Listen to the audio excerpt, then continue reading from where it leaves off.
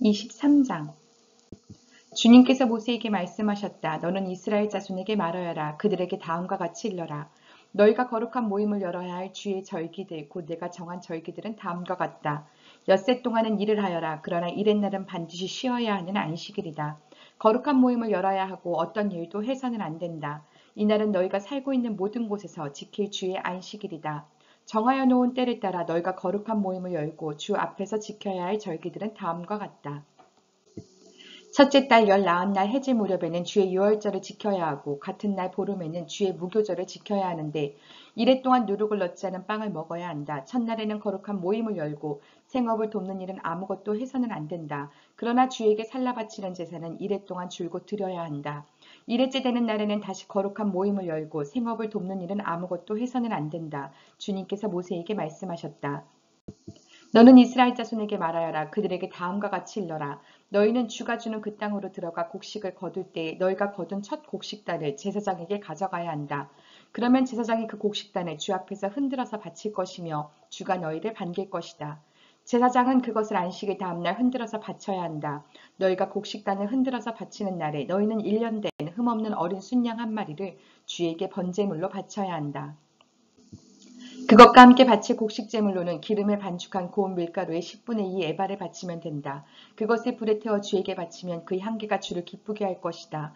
또 부어드리는 제물로는 포도주 4분의 1 흰을 바치면 된다. 너희가 이렇게 너희 하나님께 제물을 바칠 바로 그날까지는 빵도 볶은 곡식도 햇곡식도 먹지 못한다. 이것은 너희가 사는 모든 곳에서 너희가 대대로 길이 지켜야 할 규례이다. 일곱 번째 안식일 다음 날까지 더하면 꼭 50일이 될 것이다. 그때의 너희는 햇곡식을 주에게 곡식제물로 바쳐야 한다. 너희는 너희가 살고 있는 곳에서 주에게 만물로 흔들어 바칠 햇곡식으로 만든 빵 2개를 가져와야 한다. 그 빵은 밀가루 10분의 2 에바를 가지고 만들어야 하고 고운 밀가루에 누룩을 넣어 반죽하여 구운 것이어야 한다. 이 빵과 함께 너희는 1년 된 흠없는 어린 양 7마리와 솥대 가운데서 숫송아지 1마리와 순양 2마리를 끌어다가 주에게 번제물로 바쳐야 한다. 이때 곡식제물과 부어드리는 제물도 함께 바쳐야 한다. 이것이 제물을 태워서 그 향기로 주를 기쁘게 하는 살라 바치는 제사이다. 너희는 또 순염소 1마리는 속죄제물로 바치고 1년 된 어린 순양 2마리는 화목제물로 바쳐야 한다. 제사장은 그것들을 받아 첫 이삭으로 만들어 바치는 빵과 함께 주 앞에서 그것들을 흔들어서 2마리 양과 함께 바쳐야 한다. 이것들은 주에게 바친 거룩한 제물로서 제사장의 몫이다. 바로 그날에 너희는 모임을 열어야 한다. 그 모임은 너에게 거룩한 것이므로 그날은 생업을 돕는 어떤 일도 하지 않아야 한다. 이것은 너희가 사는 모든 곳에서 대대로 길이 지켜야 할 규례이다.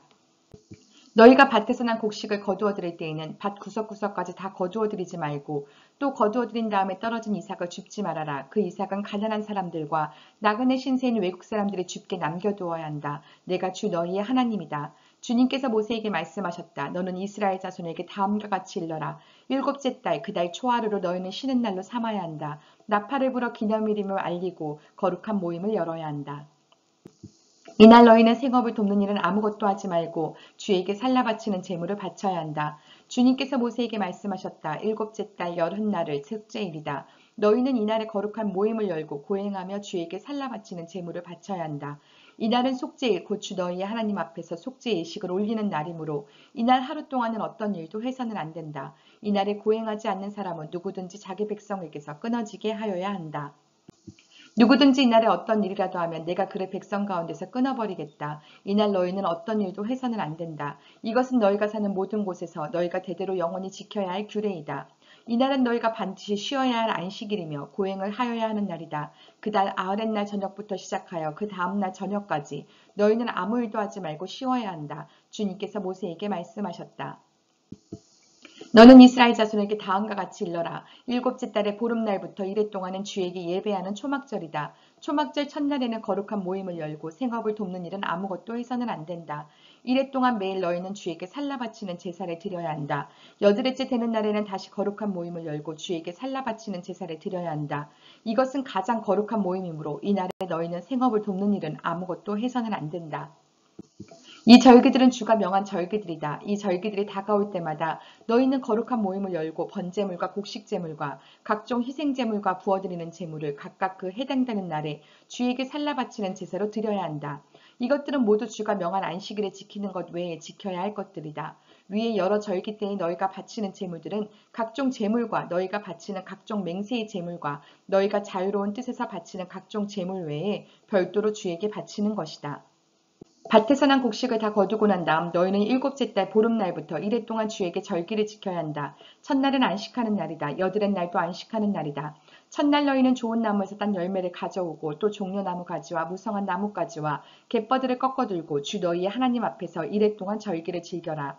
너희는 해마다 이렇게 이레 동안 주에게 절기를 지켜야 한다. 이것은 너희가 되도록 길이 지켜야 할 규례이다. 일곱째 달이 되면 너희는 이 절기를 지켜야 한다.